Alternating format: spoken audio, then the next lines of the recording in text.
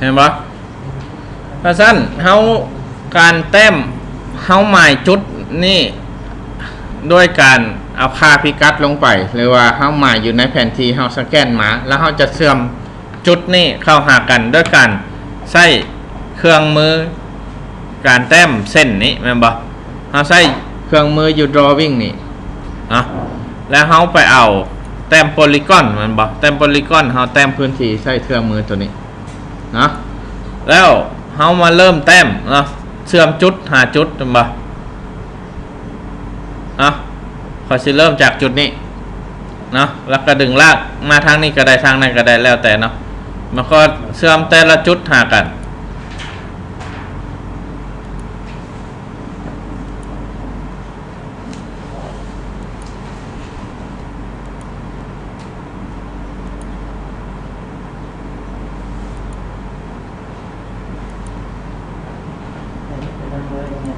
บ่เบิ่งก่อนแล้วก็เห็น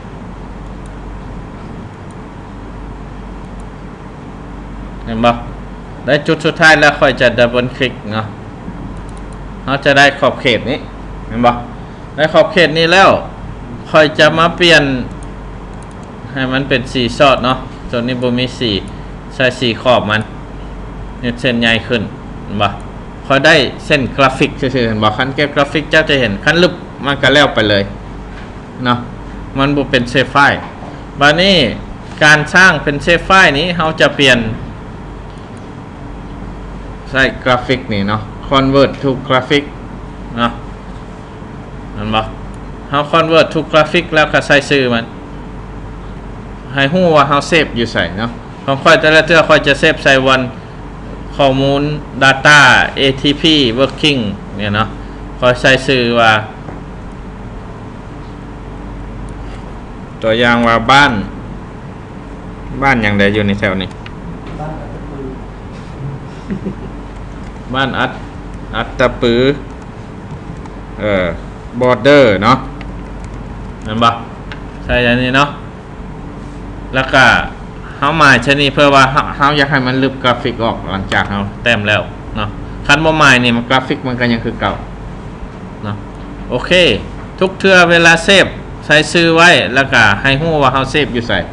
เนาะค่อยเว้าเน้นเจอทุกเทื่อโอ้ค่อยยังอีดิทอยู่ขอโทษ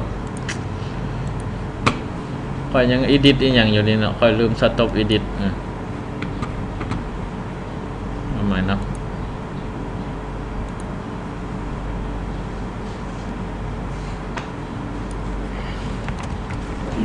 บ้านอัตตะปือ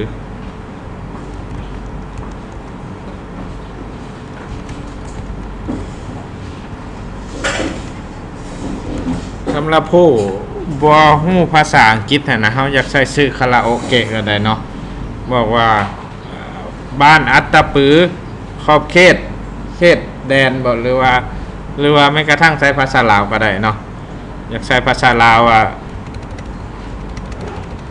บ้านอัตตะปือ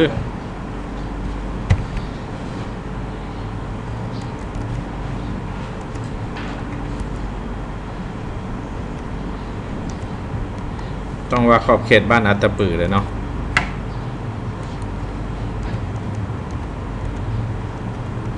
ขอบเขตบ้านอัตตะปือวัตตะปีแล้วนี่ตะปือโอเคเนาะลึกกราฟิกออกมาเนาะ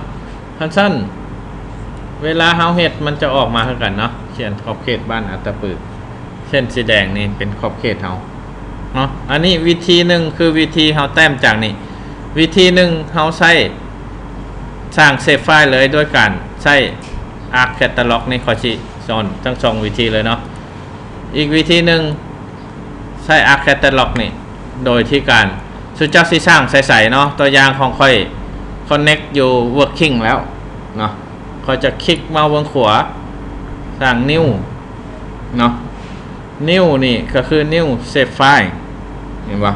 อันนี้คือเขาสร้างเซฟไฟล์เลยเขาบ่ได้ไปแต้มกราฟิกมาแต้มเนาะ New Save File มันจะบอกเขาใส่ชื่อเนาะใส่ชื่อคือกัน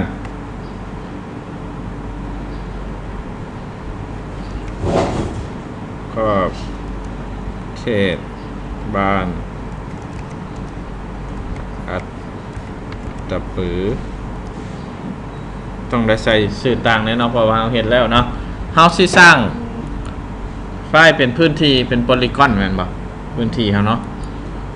แล้วเฮาสามารถบอก coordinate system มันเลยของเฮานี่มันเฮาเฮ็ดอยู่คือกันแหละเนาะ UTM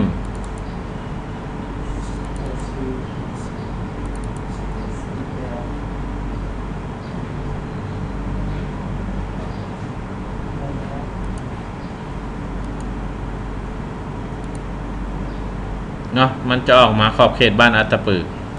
เห็นปะมันบ่ทันมีอย่างไฟล์นี้เนาะเฮาจะไปเริ่มเห็นบ่คันเฮาสร้างใหม่มันก็เป็นตารางเป่าอยู่นี่บ่ทันมีอย่างเนาะเห็นบ่เฮาบ่ทันมีอย่างเนาะเฮาจะไปสร้างมันก็คือด้วยการไป start editing มันเนาะ start editing ไฟล์ขอบเขตอัตตปือ2แม่นบ่เฮาไปถือว่าเฮาจะไปบอกว่าเฮาสร้างเขตฟีเจอร์ใหม่เนี่ยแม่นบ่ของเฮามันอัตตปือเนาะเดี๋ยวเขาจะปิดตัวนี้ของค่อยเวลาอันนี้มามันหน้าจอมันจะน้อยลงเนาะส่วนจะเห็นเครื่องมือนี่มันออกมาเห็นปะเครื่องมือเฮาแต้มเนี่ยนะเนาะเฮาสิแต้มโพลีกอนเฮาสิแต้มสี่เหลี่ยมและวงมนบ่มีหยังของเฮาแม่นแต้มโพลีกอนเนาะเฮาจะไปสร้างเลยเนาะแล้วก็คือเก่านี่แหละอันนี้บ่เฮาไปสร้างอยู่นี่แต้มโพลีกอนนี่มันจะไปเห็นบ่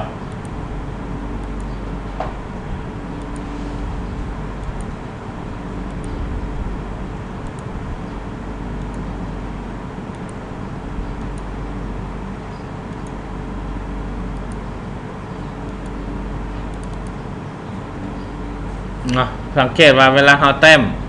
อยู่ในตารางมันจะมีรีคอร์ดมาเนาะอยากใส่ ID ก็ใส่แต่เราบ่ทันใส่เท่าก็ได้เนาะแล้วเขาก็ไป stop editing หรือว่าเจ้าอยากไล่เนื้อที่ก็ไล่ไปเลยอยู่ในนี้เนาะเอาเข้าไป stop editing ก็ถือว่า save yes เนาะเห็นบ่เขาไปเปลี่ยนสีให้มันเป็น